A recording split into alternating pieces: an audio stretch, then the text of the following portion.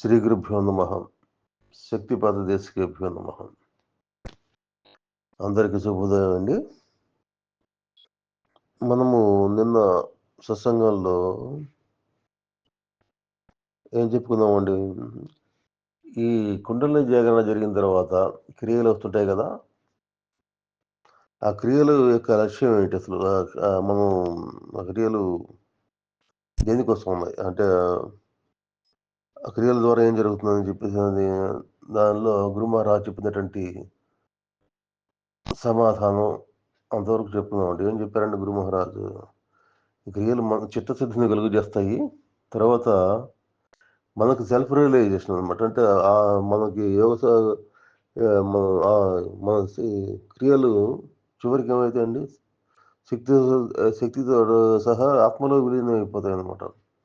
అంటే కైవల్య స్థితి అనేది ఒకటి వస్తుంది. దీని ద్వారా క్రియలు మనోశుద్ధిని చిత్తశుద్ధిని కలుగజేసి కైవల్య స్థితిని ప్రాప్తింపజేస్తాయన్నమాట క్రియలు అనమాట. అంటే కుండలిని యాక్టివేషన్ జరిగినటువంటి వ్యక్తుల్లో జరిగే క్రియల గురించి నేను చెప్పేది. రకరకాల క్రియలు మనం అనుభవించకుండానే, పూర్వజన్మల్లో చేసినటువంటి కర్మలు మనం అనుభవించకుండానే క్రియల ద్వారా అది బయటికి వ్యక్తం అవుతుంటాయి అన్నమాట. అది వ్యక్తం చేసేందుకు సహాయపడేది ఆ చైతన్య శక్తి, కుండలిని చైతన్య శక్తి అనమాట. కాబట్టి క్రియల యొక్క ప్రాముఖ్యత అదనమాట. తర్వాత ఇంకో ప్రశ్న చివరికి తర్వాత నిన్న చెప్పిన దాంట్లో ఆయన ఇంకో ప్రశ్న వేస్తాడు. గురువు గారు వెంబడి, గురు మహారాజు వెంబడి ఉన్నటువంటి ఆ స్నేహితుడు ఇంకో ప్రశ్న వేస్తాడు అనమాట. ఏం ప్రశ్నిస్తాడు మరి, ఈశ్వరుడు ఇంకా సర్వవ్యాపకత్వం ఉన్నారు కదా, సర్వంగా మొత్తం వ్యాపించి ఉన్నాడు అని చెప్పేసి అంటున్నారు కదా, మరి అందులో లేనైపోతే ఇంకా నీకు ఆ స్థితి ఎలా తెలియబడుతుంది మీకు అని చెప్పేసి అడుగుతాడు.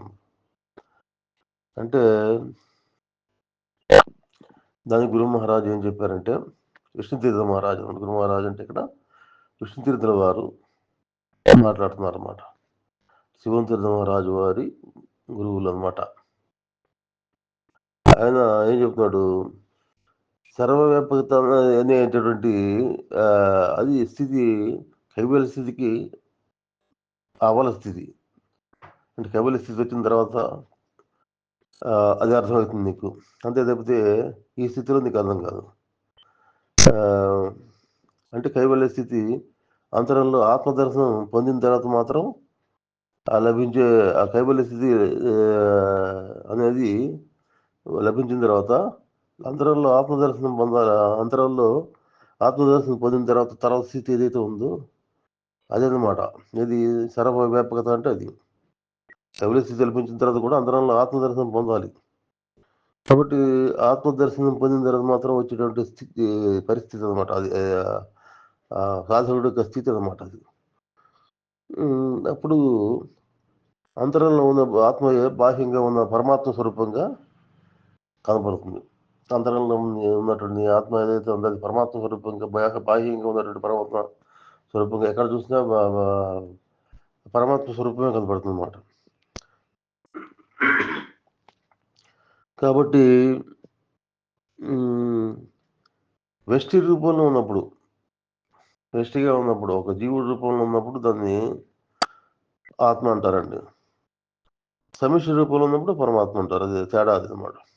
సమిష్టి అంటే ఇంకా మొత్తం బాహ్యంగా చరాచర జగత్తు మొత్తం మా బాహ్య అంతరంలో మొత్తం ఉన్నటువంటి ఆ శక్తి ఏదైతే ఉందో దాన్ని పరమాత్మ స్వరూపం అంటారు. వేష్టి అంటే వ్యక్తిగతంగా ఒక జీవుల్లోనే ఉండేటువంటి చైతన్య స్థితి ఏదైతే ఉందో దాన్ని ఆత్మ అంటారు అనమాట. అప్పుడు ఇంకోసారి గురువు గారు ఏం చెప్పారంటే, ఇంకోసారి కూడా నీకు చెప్తున్నాను, నీకు ఇప్పటికీ పరిస్థితి రాలా. ఏ పరిస్థితి? నీకు నువ్వు ప్రశ్నలు అడుగుతున్నావు అంటే మనసు పరిధిలోనే ఉన్నావు. మనసు పరిధిలో నీకు ఏది తెలియబడదు. మనసు పరిధి నుంచి నువ్వు ఆత్మ పరిధికి రావాలన్నమాట.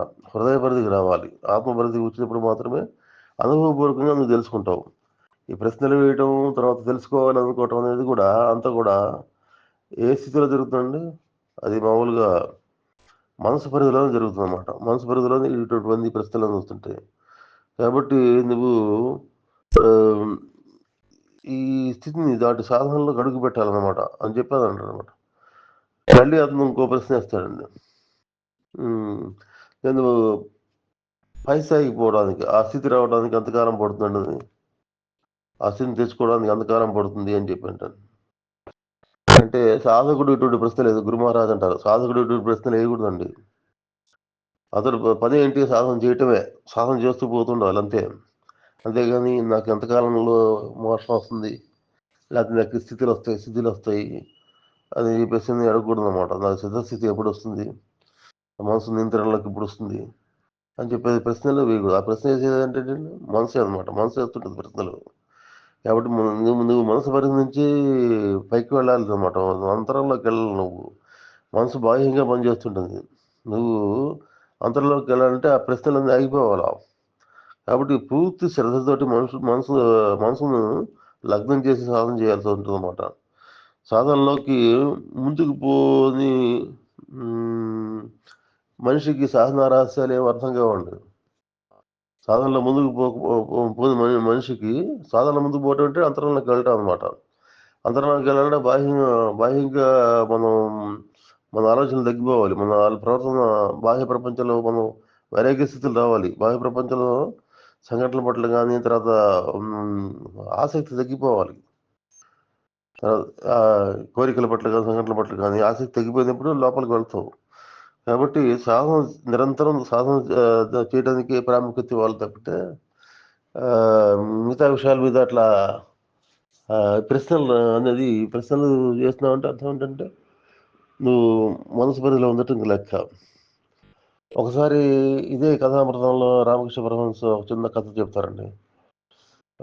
ఒకడు మామూలుగా తపస్సు చేస్తుంటాడు అనమాట. చాలా కాలం బట్టి తపస్సు చేస్తుంటాడు. పెద్దవాడు అయిపోతున్నాడు. గడ్డాలు వేషాలు వచ్చేసి చాలా కాలం బట్టి ఒక చెట్టు కింద కూర్చొని తపస్సు చేస్తుంటాడు. అప్పుడు తర్వాత నారద మహర్షి చెట్టు వైపు వెళ్తున్నప్పుడు స్వామి మీరు వైకుంఠం వెళ్తున్నారు కదా, ఆ స్వామిని నేను తపస్సు ద్వారా ఆయన్ని ప్రసన్నం చేసుకోవాలనుకున్నాను. ఇంతవరకు ఆయన నా మీద కరుణ చూపించలేదు. ఆయనకి ఇంకా నేను ఎంతకాలం ఈ తపస్సు చేయాల్సి ఉంటుంది కనుక్కోండి ఒకసారి. ఇప్పుడు చాలా కాలం బట్టి మొదటి నుంచి చిన్నప్పటి నుంచి నేను తపస్సు చేసుకుంటూ వస్తున్నాను అని చెప్పి. ఎంతకాలం నేను ప్రతిష్ఠించవలసి ఉంటుందని చెప్పేసి కనుక్కోమంటారు. వెయిట్ చేయాలి. అంటే తర్వాత ఇంకో నారద మహర్షి ముందరకు పోతున్నప్పుడు ఇంకొక వ్యక్తి కనిపిస్తాడండి. వాడు ఆనందంగా తన పనులు తాను చేసుకుంటూ, తర్వాత సంతోషంగా పనులు తాను చేసుకుంటూ నిరంతరం మధ్య మధ్యలో భగవంతుడు నామస్మరణ చేస్తూ గడుపుతుంటాడు అన్నమాట. అతను కూడా భక్తుడే అతను కూడా. కానీ తన పనులను కర్తవ్యం నిర్వహణ చేసుకుంటూ మామూలుగా ఏం చేస్తాడంటే నామస్మరణ చేస్తున్నాడు మధ్య మధ్యలో అనమాట. ఇప్పుడు ఈయన కూడా అడుగుతాడు అనమాట. నేను భగవంతుడు మీరు అటు వెళ్తున్నారు కదా, వైకుంఠంకి వెళ్తున్నారు కదా, స్వామివారిని దర్శించుకుంటారు. నాకు కూడా ఎప్పుడు స్వామి దర్శనం కలుగుతుంది అంటే ముక్తి ఎప్పుడు వస్తుందని కనుక్కోమంటాడు అనమాట. నారదుడు వెళ్ళి వైకుంఠానికి వెళ్ళి విష్ణుమూర్తిని అడిగినప్పుడు స్వామి చెబుతారు అనమాట. ఆ తపస్సు చేసే వ్యక్తికి ఇంకా 3 జన్మలు పడుతుంది అని చెప్తారు అనమాట. మరి రెండో వాడికి వాడు ఒక చింత చెట్టు ఉంది కదా, చింత చెట్లు ఎన్ని ఆకులు ఉన్నాయి, అన్ని జన్మలు పడుతుంది వాడికి మోక్షం రావాలంటే అని చెప్పేసి అని అంటాడు నారదుడు. ఇదే విషయం ఇద్దరికి చెప్పినప్పుడు నిరంతరం తపస్సులో ఉన్నాడు చూసాడా, అతను తపస్సు చేస్తూ చెట్టు కింద కూర్చున్నాడే అతను ఒక్కసారిగా నిలబడిపోతాడు. ఇంకా 3 జన్మల నేను ఎంత శక్తిని కేంద్రీకరణ చేశాను, మరి నాకు ఇంకా 3 జన్మలు ఉన్నాయని చెప్పేదంటే ఇంకా 3 జన్మలు నేను తపస్సు చేయాలని చెప్పేసి బాధపడుతుంటాడు అనమాట. వాడు మాయలో పడిపోతాడు అనమాట. మనసు బాధపడేది ఏంటంటే మనసు. వాడికి ఇంకా తపస్సు చేస్తూనే ఉండాలన్నమాట. రెండో వాడి దగ్గరికి వచ్చి ఇదే విషయం చెబుతాడు. ఆ చెట్టులో ఎన్ని ఆకులు ఉన్నాయో, చింత చెట్టులో ఎన్ని ఆకులు ఉన్నాయో అన్ని ఆకులు అన్ని జన్మలు ఇదేగా నీకు రాదయా భగవంతుడు చెప్పాడు. వాడు వెంబడి సంతోషపడిపోతాడు. భగవంతుడు నన్ను నన్ను నన్ను కూడా దృష్టిలో పెట్టుకున్నాడు. నేను మామూలుగా పనులు చేసుకుంటూ భగవన్నామస్మరణ అప్పుడప్పుడు చేస్తున్నా కూడా నేను కూడా ఆయన లిస్టులో ఉన్నా.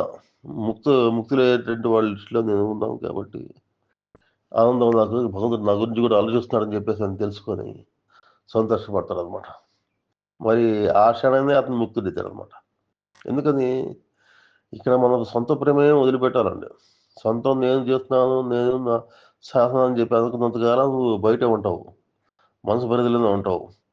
ఎప్పుడైతే భగవంతుడి మీద సర్వసమర్పణ భావం, భగవంతుడి సర్వసమర్పణ భావం తోటి ఎప్పుడైతే నువ్వు భగవంతుడిని చెప్పినటువంటి కర్తవ్యాలను నిర్వహిస్తూ జీవితంలో మనకు నిరంతరం మనం చేసేటువంటి పనులు కర్తవ్యాలు ఉంటాయి కదా. ఇంట్లో మామూలుగా ఇంట్లో కుటుంబంలో ఉన్నటువంటి కర్తవ్యాలు కానీ, తర్వాత బాహ్యంగా ఉద్యోగాలు చేసేటప్పుడు కానీ, ఎవరు ఏ పని చేసినా కూడా అది భగవంతుడు అప్పగించినటువంటి కర్మగా భావించి చేసినప్పుడు మాత్రమే మీకు అందులో అందించి భగవంతుడి యొక్క అనుగ్రహం అవుతుందన్నమాట. అంటే మీరు అంతరంలోకి పోగలుగుతారు. లేదు నేను చేస్తున్నాను భావం అంటే మనసు పరిధిలో ఉంటే మాత్రం అన్నాళ్ళు ఉన్నా అట్లాగే ఉంటారు అనమాట. ఏం చేస్తాను ఎందుకంటే మనం చేసేవి సాధనలన్నీ కూడా అడవి సాధనలు. భగవంతుడి అనుగ్రహంతో మన యొక్క సాధన పరిపక్వం చెందడానికి అవకాశం ఉంటుంది అనమాట. భగవంతుడి శరణాగతి అనమాట. సర్వస్వ శరణాగతి చేసినటువంటి వ్యక్తికి మాత్రమే అంతరంలోకి వెళ్ళడానికి, అడుగు పెట్టడానికి అర్హత ఉంటుంది అనమాట. కాబట్టి అటువంటి స్థితి నీకు రావాలంటే నీకున్నటువంటి ఇండివిజువాలిటీ అనేది వెళ్ళిపోవాలి. నేను చేస్తున్నాను భావం పోవాలి. సాధకుడు ఎప్పుడు కూడా ఇటువంటి ప్రశ్న వేయకూడదు, నాకు ఎప్పుడు మోసం వస్తుంది, నేను సాధన ఎప్పుడు పరిపక్వత వస్తుందని చెప్పేసి అనే మాట అనేది అసలు రాకూడదు అనమాట. కాబట్టి ఇది ఎప్పుడైతే వాడికి అర్థమవుతుందో అప్పుడు ప్రశ్నలు వేయటం మానేస్తాడు అనమాట. సాధన పెంచుకోవడానికి ప్రయత్నిస్తాడు. కాబట్టి మనం ఏం చేయాలండి, లక్ష్య సాధన వైపే మనసును పెట్టాలి తప్పితే మిగతాదంతా వచ్చే ప్రతిఫలం అంతా భగవద్గీతలు కూడా అదే చెప్పేది. నువ్వు కర్మ చేయటానికే నీకు అధికారం ఉంది. కర్మ ఫలితాలు ఆశించే నువ్వు ఇట్లా ఉండాలని చెప్పేసి నిర్ణయించేది ఎవరండి? ఈశ్వరుడు అనమాట. కాబట్టి ఫలితం నువ్వు ఈశ్వరుడికి వదిలేయాలి. లేకపోతే ఏం జరుగుతుందండి, మనకి ఆధైర్యం వచ్చేస్తుంది. వాళ్ళలాగా ఇప్పుడు తపస్సు చేసేటువంటి యోగి ఉన్నాడు. గడాలు మీసాలు పెరిగిపోయి, పొట్టలు పెరిగిపోయి, పక్కనంతా చుట్టుపక్కలంతా చెట్లు చేమలు పెరిగి అతను నిరంతరం కదలకుండా కూర్చొని తపస్సు చేసినా కూడా ఇంకా 3 జన్మలు ఉన్నాయని చెప్పేదంటే ఏమైంది? ధైర్యం కోల్పోయాడు కదా. ఇంకా మనసు నియంత్రణ పోయింది. మనసు పరిధిలోకి వెళ్ళిపోయాడు. ఆ ధైర్యం పోయిందనమాట. ఆ ధైర్యాన్ని కోల్పోతారు మన సాధకులు. కాబట్టి సాధన ఒక్కటే చేసుకోవాలి. సాధన మీదే మన లక్ష్యం ఉండాలి తప్పితే మిగతావన్నీ ఈశ్వరుడికి, భగవంతుడికి వదిలేయాలన్నమాట. ఆయన ఇష్టం అంతే. మనకి ఇక్కడ ప్రపంచానికి పంపించాడు. పంపించి మనకి అన్ని సృష్టి స్థితి లయలు మొత్తాన్ని చేస్తున్నాడు. కాబట్టి ఆయన నిర్ణయానికి మనం వదిలేయాలి తప్పితే మన చిన్న మనసుతోటి మనం భగవంతుడిని అనుగ్రహాన్ని ఎట్లా సంపాదిస్తామండి? చిన్న శక్తి, చాలా చిన్న శక్తితోటి మనం చేసే సాధనల ద్వారా మా భగవంతుడిని ఎట్లా మనం శాసిస్తామండి? భగవంతుడు దేన్ని లొంగుతాడంటే భక్తి లొంగుతాడు. అంతేకాని సృష్టి అంతా మొత్తం సమస్త సృష్టిని నిలబెట్టే భగవంతుడు దేనికి లొంగుతాడండి? మనం చేసేటువంటి మంచి పనులకి, మనం ఆయన చెప్పినట్టు పనులు చేస్తుంటే యజమానికి సేవకుడు చెప్పిన పని చేస్తుంటే సంతోషం. మనం ఒక సేవకులు లాంటి వాళ్ళం. భగవంతుడు మనకి కర్తవ్య నిర్వహణ కోసం పంపాడు. కాబట్టి కర్తవ్యాన్ని సక్రమంగా చేయటం అనేది మనం చేయాల్సిన పని ఇక్కడ. సరే, భగవంతుడిని పొందాలి, సాధకులు భగవంతుడి అనుగ్రహం పొందాలని చెప్పేసి సాధన చేస్తుంటారు. సాధన అంటే అదే. సాధన అంటే మనం చేయాల్సిన కర్తవ్యాల్ని వదిలిపెట్టకుండా యోగ స్థితిలో ఉండి చేయటం సాధన అనమాట. మనసు, వాక్కు, కర్మతోటి నిరంతరం మనస, వాచ, కర్మణ ఆ 3 కలిసి ఉండాలి మనం చేసే ప్రతి పని కూడా. అది చేస్తున్నప్పుడు భగవంతుడి అనుగ్రహం అనేది కలుగుతుంది అనమాట. అది. తర్వాత ఇంకో ప్రశ్న వేస్తాడండి ఆయన.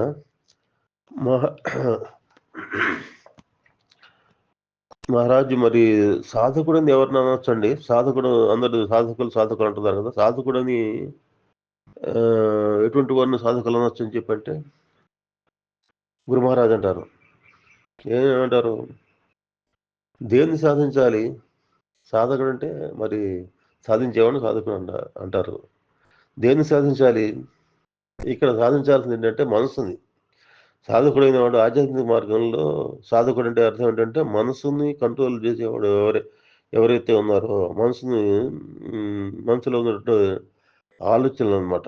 ఆలోచనల్ని ఎవరైతే కంట్రోల్ చేస్తారో వాడిని సాధకుడు అనుకోవాలి. కాబట్టి మన ప్రయత్నం దేనికోసం ఉండాలంటే ఆలోచన నియంత్రణ కోసం అనమాట. మనసు రకరకాల ఆలోచనలు చేస్తుంటుంది, అటు ఇటు తిరుగుతుంటుంది. ఆలోచనల్ని మనం నియంత్రించి అంటే మన ఆలోచన రహిత స్థితికి మనం వెళ్ళడానికి ఎవరైతే ప్రయత్నం చేస్తుంటారో వాళ్ళని సాధకులు అంటారు అనమాట. ఆధ్యాత్మిక మార్గం సంగతి నేను చెబుతాను అనమాట. తర్వాత ఇప్పుడు ఎప్పుడైతే మనం మనసు మీద అదుపు సాధించామో అది నియంత్రణలో ఉంటుంది. ఫస్ట్ చేయాల్సిన సాధకుడు చేయాల్సింది ఏంటంటే మనో నిగ్రహం సాధించాలన్నమాట. మనో నిగ్రహం ఎట్లా వస్తుందండి? ఇంద్రియ నిగ్రహం వల్ల మనో నిగ్రహం కలుగుతుంది. కాబట్టి మనం ఏం చేస్తుండాలండి?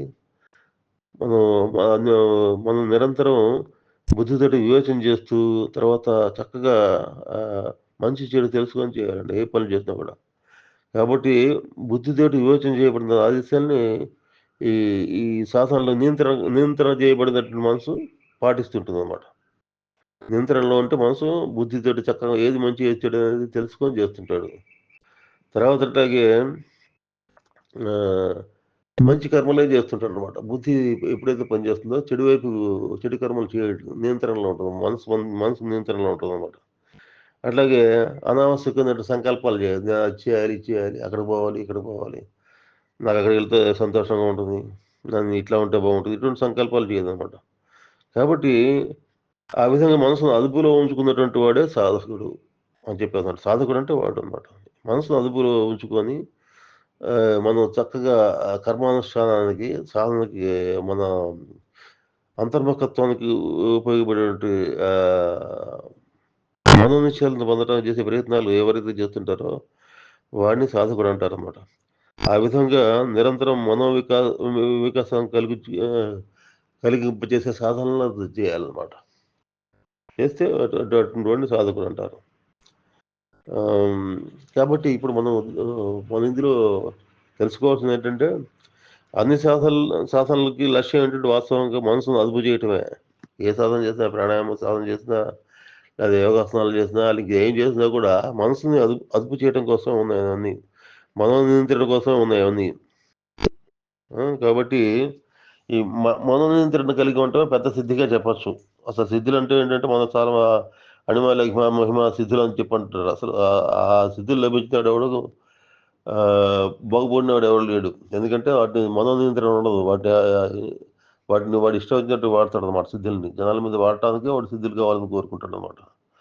కాబట్టి అది కాదు సిద్ధి. సిద్ధి అంటే ఏంటంటే మనో నియంత్రణ అనేది ముఖ్యమైన సిద్ధిగా చెప్పచ్చు అనమాట. మనసును నియంత్రించగలిగేటువంటి కెపాసిటీ భగవద్గీతలో అర్జునుడు చెప్తాడు. మనసును ఎట్లా నియంత్రించాలి? మనసు అటు ఇటు పెరుగుతుంది కదా, మనో నియంత్రణ అట్లా చేయాలి. మనసు అనేది మన చేతికి చిక్కదు. అది కష్టం కదా. ఇది అత్యంత కష్టమైన విషయం. మనసును నియంత్రణ చేయడం అనేది అత్యంత కష్టమైన విషయం అని చెప్తాడు భగవానుడు.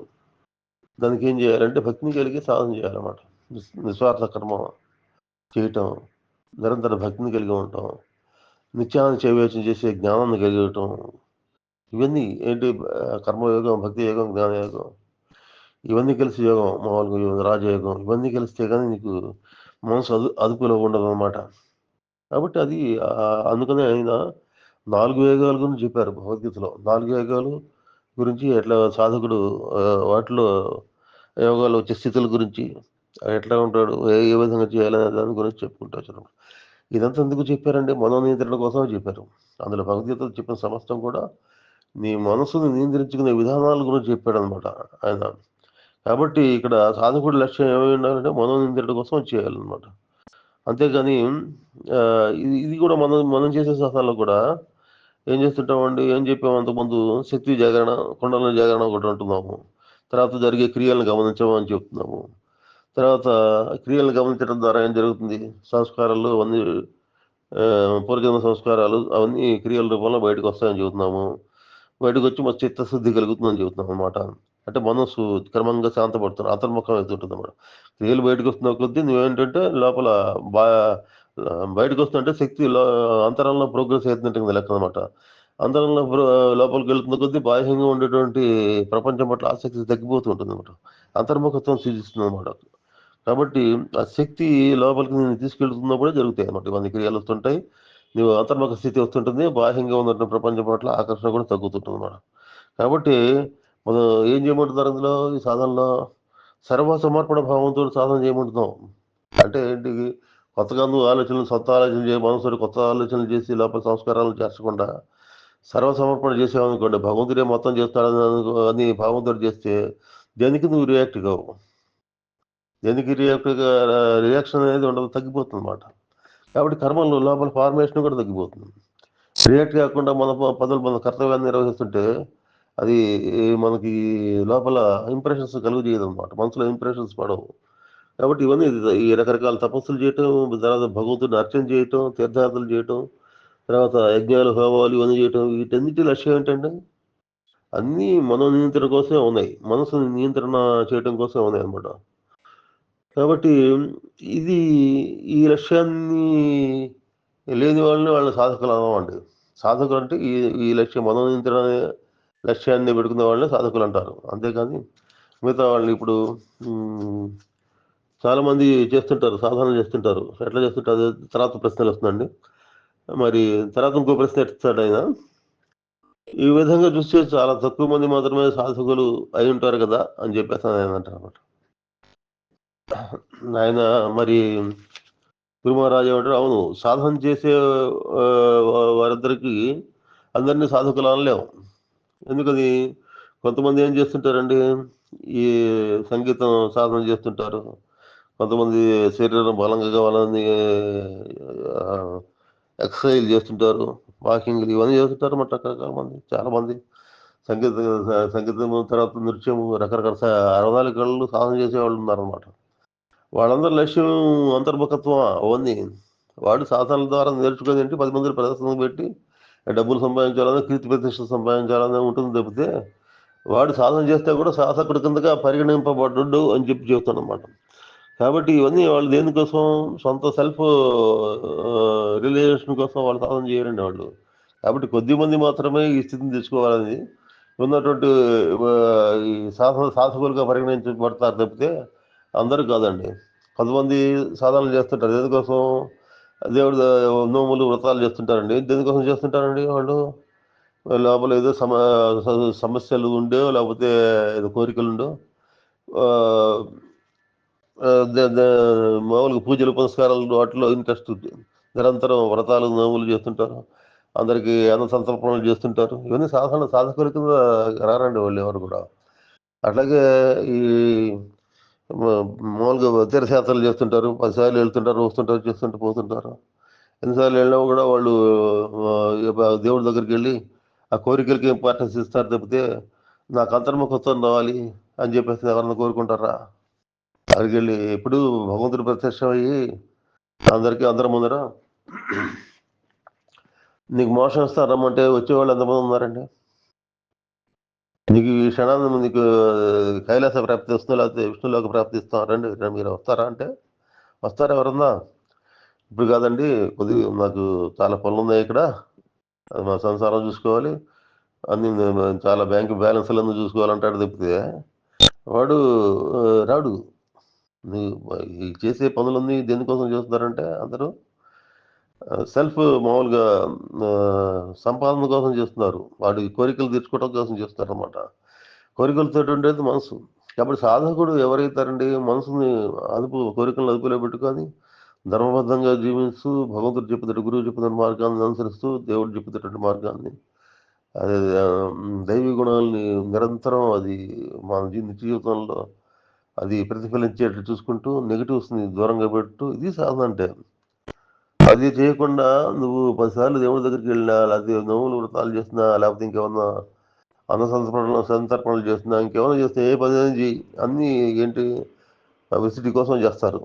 అంటే 10 మందిల మెప్పు కోసం చేస్తారు, తన సొంతంగా సమస్యలు ఉంటే చేస్తారు, లేకపోతే ఇంకేమన్నా పై స్థాయికి వెళ్ళాలనుకుంటే దానికోసం చేస్తారు తప్పితే ఈ సాధన సాధకుడిగా ఉండి ఆధ్యాత్మిక ఉన్నతిని పొందాలని చెప్పేసి అనేటువంటి ఆ మార్గంలో ముందరికి వెళ్ళాలని చెప్పేసి ఎవరు చేయరు అనమాట. కాబట్టి సాధకుడు అంటే వాడు అని చెప్తాడు అనమాట.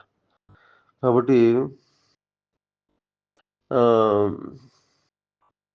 చూడండి ఇప్పుడు అట్లాగే కానీ ఆధ్యాత్మిక దృష్టిలో సాధన చేసేవాళ్ళు కూడా మీరు గమనిస్తే అంటారు మరి ఆ స్థితిలో ఉన్నారా? ఆధ్యాత్మిక దృష్టి ఇప్పుడు భగవంతుడు పొందాలని చెప్పేసి అనే దృష్టితోటి ఈ ఋషులు చేస్తుంటారు. చాలా మంది ఉన్నారు చెట్ల కింద కూర్చొని హిమాలయాలకు పోయి తపస్సు ఘోరమైన తపస్సు చేస్తుంటారు. మరి ఎంతమంది తపస్సు చేస్తుంటారు. మరి వాళ్ళకి కూడా మరి భగవంతుడు భగవత్ప్రాప్తి వాళ్ళు కూడా లోపాలు ఉన్నాయి. ఏంటి సాధనలో లోపాలు ఉన్నాయి. ఏ లోపాలు ఉన్నాయి? వాళ్ళు క్రోధం పోగొట్టుకోరు. చూడండి ఊరికి ఆశ్రమాల్లో కూడా చిన్న చిన్న వాటికే గొడవలు అవుతుంటాయి. ఋషికేశ్ అటువంటి ఆశ్రమాల్లో పెద్ద పెద్ద వాళ్ళు పెట్టిన ఆశ్రమాల్లో కూడా నిరంతరం ఘర్షణే ఉంటుంది అక్కడ. తర్వాత పద్యానికి రియాక్ట్ కావటమే ఉంటుంది అన్నమాట అక్కడ. కాబట్టి ఆశ్రమంలో మరి సమస్యలు ఉంటుండే మా సమస్యలకు రియాక్ట్ కావటం కూడా ఇవే ఉంటాయి అనమాట. వాడు కాషాయ బట్టలు కట్టుకుంటాడు, రియాక్షన్స్ ఉంటాయి, కోపాలు ఉంటాయి, అన్నీ ఉంటాయి అనమాట. కాబట్టి వాడి సాధకుడు అనవచ్చా వాడిని? అటువంటి వాడిని సాధకుడు అనలేము అనమాట. ఎవరైతే నిరంతరం భగవంతుడు మనకి అప్పచెప్పిన డ్యూటీలను నిరంతరం సక్రమంగా చేస్తూ అని ప్రతిఫలం ఆశించి కర్మలను అనుసరిస్తుంటారు వాడు సాధకుడు. వాడు యథార్థమైన సాధకుడు అంటే వాడికి అంతర్ముఖ స్థితి అనేది త్వరగా వస్తుంది అనమాట. కాబట్టి ఇటువంటి వికారాలు ఉన్నటువంటి ఈ కోపము, ద్వేషము, ఇవన్నీ రియాక్షన్స్ ఉన్న వాళ్ళకి సాధనలో ప్రగతి ఉన్నదండి. వాళ్ళు ఉన్నతోటే ఉంటారు అంతే వాళ్ళు. కాబట్టి మనసు వాళ్ళకి ఇప్పటి వరకు మనసు అసలు నియంత్రణలకు రానట్టు కింద లెక్క అనమాట. మనం దేనికోసం సాధన చేస్తామంటే ఈశ్వరుడి ప్రాప్తి కోసం. మనం ఫస్ట్ చేయాల్సిన సాధకుడు ఏంటంటే మనోనియంత్రణ కోసం చేయాలి. తర్వాత ఈశ్వర దర్శనం మనోనియంత్రణ అయిన తర్వాత ఆటోమేటిక్గా ఈశ్వర దర్శనం కలుగుతుంది అనమాట. కాబట్టి సాధనలో మనం ఫస్ట్ చేయాల్సింది ఏంటంటే మనోనియంత్రణ కోసం ప్రయత్నించాల్సింది తప్పితే మిగతా స్టార్టింగ్గా భగవంతుడు కనపడాలని చెప్పి అనుకూడదు. భగవంతుడు కనపడలేదు అని చెప్పి బాధపడకూడదు. కాబట్టి ఇదండి. తర్వాత ఇంకో ప్రశ్న వేస్తాడు అడుగుతున్నాం. ఎవరు వేస్తారు ఈసారి? గురు మహారాజ్ వేస్తాడు. మరి నేను ఇదివరకు మనం నడిచి వెళ్తున్నప్పుడు కాలికి దెబ్బ తగిలింది కదా, దానికి సాధనకి ఏమైనా సంబంధం ఉందా? కాలికి దెబ్బ తగిలింది మరి నాకు. మరి నేను నిరంతర సాధనలో ఉన్నాక నేను సాధన చేస్తున్నా ఉన్నా కదా, మరి నాకెందుకు దెబ్బ తగిలింది అని చెప్పి అన్నట్టుగా అంటాడు అన్నమాట. తప్పకుండా ఉంటుందండి. ఏం చెప్తాడు గురు మహారాజు, విష్ణుతీర్థ మహారాజు చెబుతాడు. ఆ దెబ్బకి దానికి ఆధ్యాత్మిక సాధనకి సంబంధం ఉంది. సంబంధం లేకపోతే నీకు ఆ దెబ్బ తగలదు. సాధన అనే విషయం అత్యంత సూక్ష్మమైందండి. దాన్ని అనుక్షణం మనం గమనించుకుంటూ పోతుంటేనే అనుక్షణం గమనించుకుంటూ దాన్ని మనసును నియంత్రించుకుంటూ పోతుండాలన్నమాట. మనసు నియంత్రణ ఎప్పుడైతే పోతుందో, మన నియంత్రణ ఎప్పుడైతే పోతుందో అప్పుడు మనిషి దెబ్బతింటాడు అనమాట. కాబట్టి సాధన అనేది నిరంతరం ఒక గంట సేపు చేసేసి సాధన అయిపోయిందని అనుకోకూడదండి. ఆ సాధనలో నిరంతరం మనసు ఎప్పుడు కూడా మనసుని కంట్రోల్లోనే అట్టు పెట్టుకోవాలన్నమాట. అంటే ఏంటి, ఇక్కడ కూర్చొని పరిధ్యానంగా దేవుడి ముందు ఉండి గుళ్ళోకి వెళ్ళి ఇక్కడ పరిధ్యానంగా మాట్లాడడం. ఒకసారి శ్రీరామకృష్ణుల వారు ఒక చిన్న ఇది చెప్తారన్నమాట. అది కథామృతంలో ఒక చిన్న కథ అనమాట. రాణి రాసమణి దేవి ఆ కాళికాలయం కట్టించినటువంటి ఆ మహారాణి ఒకసారి దైవ దర్శనానికి వస్తుంది, కాళికాలయానికి వస్తుంది అనమాట. ఈయన కాళికా ఆలయంలో పూజారి కాబట్టి ఆయన పూజ చేస్తుంటాడు. ఆమె పరధ్యానంగా ఉంటుంది. వెంటనే ఆయన వచ్చి చెంప మీద కొడతాడు వచ్చి, ఎవరు రామకృష్ణ వారు. అందరు ఆశ్చర్యపోతారు, పూజారి ఆమెను ఎందుకు కొట్టాడు అట్లా అని చెప్పేసి. నువ్వు దైవ దర్శనానికి వచ్చి మనసు నియంత్రణలో పెట్టుకోకుండా వేరే విధంగా ఆలోచిస్తావా అని చెప్పేసి కొడతాడు అనమాట ఆయన. అంటే ఆమెకు అర్థమవుతుంది, పరధ్యానంగా ఉందని అర్థమవుతుంది. అందువల్లే ఆయన కొట్టాడని చెప్పేసి అర్థం. ఆయన ఏమనవకండి అని చెప్పంటున్నా. అంటే ఏంటి, ఇక్కడ మనం చేస్తున్న పని మీద మనం శ్రద్ధ లేకపోతే, మనసు నియంత్రణ లేకపోతే ఏమవుతుందంటే, భగవంతుడి దర్శనం కోసం వచ్చావు, అప్పుడు మనం నియంత్రణ అనేది చేసుకోవాల్సి ఉంటుంది అనమాట. అక్కడ దేవాలయాలకు పోయి మరి మనం ఏం చూస్తామండి, పొద్దుకులు ఆ దేవాలయాల్లో పూజారి ఏం చేస్తున్నాడా, నాకు సరిగోపురం సరిగ్గా పెట్టాడా లేదా, ప్రసాదం ఇచ్చాడా లేదా, లేకపోతే వెనకాలవాడు చూస్తా వెనకాలవాడు తిడుతున్నాడు చూడలేకుండా, అసహనం, కోపం అన్నీ అక్కడే ఉంటాయి అన్నమాట. మనం నియంత్రణ అనేది అసలు ఉండదు దేవాలయానికి వెళ్ళినప్పుడు. చూడండి పెద్ద పెద్ద దేవాలయానికి వెళ్ళినప్పుడు వాళ్ళు చూడనివ్వరు. తర్వాత మళ్ళీ అక్కడ క్యూలో నుంచోవాలి. క్యూలో నుంచినప్పుడు సహనం, ఓర్పు అనేది ప్రతి ఒక్కరు కోల్పోతారు అనమాట. ఎంతసేపు నుంచోవాలి ఏంటని చెప్పేసి మన మనసు పరిధిలో ఉండి ఆలోచిస్తారు తప్పితే, మనం ఇంటి దగ్గర నుంచి బయలుదేరి దగ్గర నుంచి మళ్ళీ ఇంటికి తిరిగి వచ్చే వరకు మనం దేనికోసం వెళ్తామండి? మనసుని నియంత్రణ సాధకుడు దేనికోసం వెళ్తాడంటే మనో నియంత్రణ కోసం వెళ్తాడు. అంతేకాని ఆ మనో నియంత్రణ అనేది మనకు సహనం, ఓర్పు ఇవి లేకపోతే మనం ప్రతిదానికి రియాక్ట్ అయ్యి చేస్తుంటే మనో నియంత్రణ ఉంటుందా? మనం ప్రతి సంఘటన పట్ల రియాక్ట్ అవుతాం. చూడండి, గమనించండి మీరు. తిరుపతి వెళ్తున్నారు, ఇంటి దగ్గర నుంచి బయలుదేరిన దగ్గర నుంచి, ఆటో ఎక్కిన దగ్గర నుంచి తిరిగి వచ్చిన దాకా కూడా మన యొక్క నిశ్చల అంటే ప్రశాంతత అనేది కోల్పోకూడదు. మనం దేనికోసం వెళ్తామండి? ప్రశాంతతని మన స్థిర బుద్ధిని పొందడానికి వెళ్తున్నమాట. మంచి సత్వస్థితిని పొందడానికి వెళ్తాం అనమాట. ఆ సత్వస్థితి అనేది మనం ఇంటి దగ్గర బయలుదేరి దగ్గర నుంచి తిరిగి వచ్చే వరకు ఆ సత్వస్థితిని మెయింటైన్ చేయాలి. అప్పుడే ఆ యాత్ర పరిపూర్ణమవుతుంది అనమాట. అటువంటి స్థితి లేనప్పుడు ఏమవుతుందంటే ఆ, తర్వాత మనసులో ఫస్ట్ నియంత్రణ అనేది పోయినప్పుడు ఏమవుతుందంటే, ఇప్పుడు నీకు దెబ్బ తగిలింది అన్నావు కదా, పోయినసారి వచ్చినప్పుడు కాలికి దెబ్బ తగిలింది. అప్పుడు నీ మనసు ఏంటి పరధ్యానంగా ఉందని చెప్పావు. కాబట్టి మనో నియంత్రణ అనేది అక్కడ పోయింది. మనసు నియంత్రించడం మనసు నియంత్రించడం అనేది అక్కడ నువ్వు కోల్పోయావు అనమాట. కాబట్టి అది దెబ్బతిన్నప్పుడు ఏమవుతుంది? మనసు మీద పట్టు సడలిపోతుంది అనమాట. కాబట్టి మనసు చంచలమైనప్పుడు ఇటువంటివి జరుగుతుంటాయి అనమాట. మనసు చంచలమైందంటే సాధన నుంచి కిందకు వచ్చినట్టు లెక్క అనమాట. ఈ సాధనలో ఉండేవాడు నిరంతరం భగవన్నామ స్మరణ చేయటం, తర్వాత మనసులో ఉన్నటువంటి ఇంద్రియాలు అదుపులో చేసుకోవడం, దీని మీద ఉండాలన్నమాట. ఇంద్రియ శక్తుల్ని సరిగ్గా వాడటం, తర్వాత మనసు తోటి చక్కటి ఆలోచనలు చేయటం, భావనలు చేయటం. ఆ లక్ష్యం ఏంటి? మనం నియంత్రణ అనమాట. మనసుని నియంత్రించడం అనమాట. ఆ లక్ష్యం మీదే ఉండాలి మనసు ఎప్పుడు కూడా.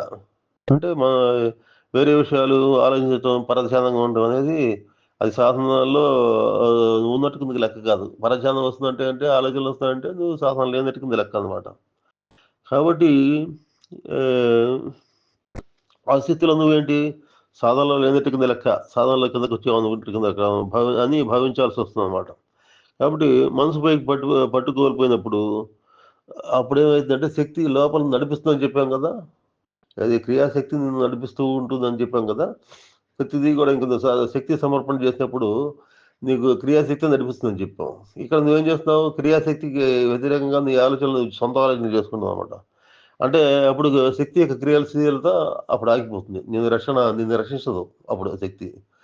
ఎప్పుడు నువ్వు శక్తి యొక్క అనుక్షణం నువ్వు మనసు నిరంతరం నీ మనస్థితిని కాకుండా హృదయ స్థితిలో ఉండాలి. నువ్వు ఎప్పుడు కూడా హృదయ స్థితి అంటే అక్కడ కోరికలు అదుపులో ఉండాలి. అంటే ఇంద్రియ నిగ్రహం ఉండాలి. తర్వాత చేస్తున్న పని మీద నేను చెప్పాను, మనసు వాక్కు కర్మ. ఏ పని నడుస్తున్నామండి, నడుస్తున్నప్పుడు మనం శ్రద్ధగా లేకపోతే ఏమవుతుందండి? ఎదురుగా వచ్చేవాడు ఎవరినో గుద్దేస్తారు, యాక్సిడెంట్ జరుగుతుంది. బజార్లో నడుస్తున్నప్పుడు నువ్వు జాగ్రత్తగా నడవాలి, రోడ్ రూల్స్ పాటించాలి. అంటే ఏంటి? నువ్వు ఆ టైంలో నువ్వు ఏదో ఆలోచనలు పెట్టుకోకూడదు. కాబట్టి అటువంటి ఆలోచన రహిత స్థితి అనేది అంటే నిరంతరం మనం ఏంటంటే అటెంటివ్గా ఉండాలన్నమాట. చేస్తున్న పని మీదే మన కాన్సన్ట్రేషన్ అనమాట. మనసుతోటి, వాక్కుతోటి, కర్మతోటి ఒకే పని చేయటం యోగం అండి. కాబట్టి యోగ స్థితి నుంచి నీకు కిందకు వచ్చావు కాబట్టి నీ లోపల ఎప్పుడైతే శక్తి సమర్పణ భావం ఏదైతే ఉందో అది పోయింది. నీకు అక్కడ శక్తి పట్ల సమర్పణ భావం పోయినప్పుడు బాహ్యంగా ఉన్న పరిస్థితులు మీద ప్రభావం చూపిస్తాయి తప్పనిసరిగా. కాబట్టి నిరంతరం ఇప్పుడు హనుమంతుల వారు ఉన్నారండి, నిరంతరం రామనామం చేస్తుంటాడు. శనీశ్వరుడు వచ్చి పట్టుకోవాలన్నా కూడా ఆయన పట్టుకోలేకపోతాడు. అనేది చాలా కథల్లో వాటిలో ఉంటూనే ఉంటుంది అనమాట. కాబట్టి మనోనియంత్రణ సాధించడం అనేది అంత ఈజీ కాదు. నువ్వు అప్పుడు ఆ టైంలో నీకు దెబ్బ తగిలినప్పుడు నీ మనో నియంత్రణ అనేది కోల్పోయావు కాబట్టి శక్తి నిన్ను రక్షించాల. లేకపోతే నీకు శక్తి రక్షించేది గ్యారెంటీగా. కాబట్టి భక్తుడిని ఎప్పుడు కూడా భగవంతుడు రక్షిస్తూనే ఉంటాడు అనమాట. ఎప్పుడు రక్షించాడంటే వాడి పని వాడు దేవుడి మీద నమ్మకపోయి వాడు సొంత బలం మీద వాడు నమ్ముకున్నప్పుడు భగవంతుడు పట్టించుకోడు. అదేందుకు రామకృష్ణ పరమహంస ఒక కథ చెప్తారండి, ఒక చిన్న కథ చెప్తాడు. ఒకడు భక్తుడండి భగవంతు నారాయణ స్మరణ చేసుకుంటూ నారాయణ మంత్రాన్ని చెప్పించుకుంటూ నిరంతరం జపం చేస్తుంటాడు అతను. చేస్తూ అతను ఏం చేస్తాడు, బజార్లోకి వచ్చినప్పుడు బజార్లో నారాయణ మంత్ర స్మరణ చేసుకుంటూ నడుస్తూ ఉంటాడు. ఎదురుగా ఈ మామూలుగా బట్టలు ఆరేసుకుంటారండి చాకలి వాళ్ళు. అక్కడ మామూలుగా నది ఒడ్డుకి వెళ్తాడు. నది ఒడ్డున ఇతను గమనించాడు, నారాయణ స్మరణ చేసుకుంటూ పోతూ ఉంటాడు అనమాట. వాళ్ళు సంతోషంగా హ్యాపీగా వెళ్తుంటాడు, నడుస్తూ పోతుంటాడు అనమాట. పారవస్యంలో అవి బట్టలు తొక్కుంటూ వాళ్ళు ఆరేసిన బట్టలు తొక్కుంటూ పోతారు చెప్పుల కాళ్ళతోటి. తొక్కుంటూ పోతే వీళ్ళ కోపం వస్తుంది. ఆ ఉతికిన బట్టలు ఆరేసినటువంటి చాకలి వాళ్ళకి కోపం వస్తుంది అనమాట. వచ్చేసి వెంబడే కర్రలు తీసుకొని వీడు ఎవరో చేసిన పదంతా వృధా ఇచ్చేస్తున్నాడు, వాడు చేస్తున్నాడు, నేను కష్టపడి బట్టలు ఉతికితే వాడు తొక్కుతూ పోతున్నాడు అని చెప్పేసి కర్రలు తీసుకొని వెంబడే బయలుదేరంగానే వీడు వెంబడే గమనిస్తాడు.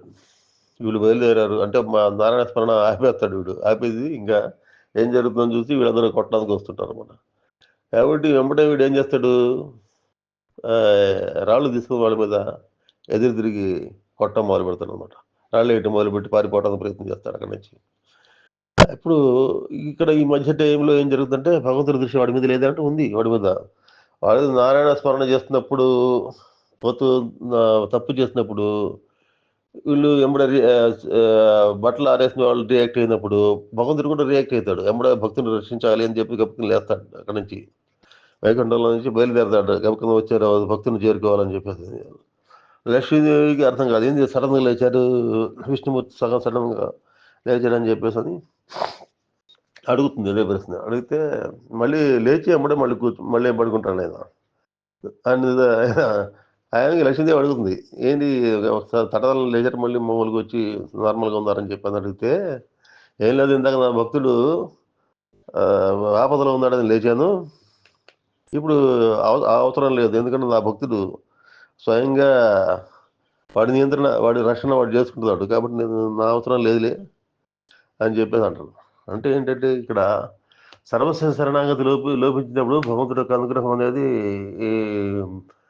నిరంతరం ఉండాలి. మనం శరణాగతి అనేది నిరంతరం ఉండాలి. అంతేగాని కాసేపు భగవంతుడి దగ్గరికి పోయి దండం పెట్టుకొని నువ్వే నాకు దిక్కు అని చెప్పి ఇక్కడికి వచ్చి మామూలు మనసుతోటి రకరకాల పనులు చేస్తుంటే అది భగవంతుడు పట్టించుకోడండి.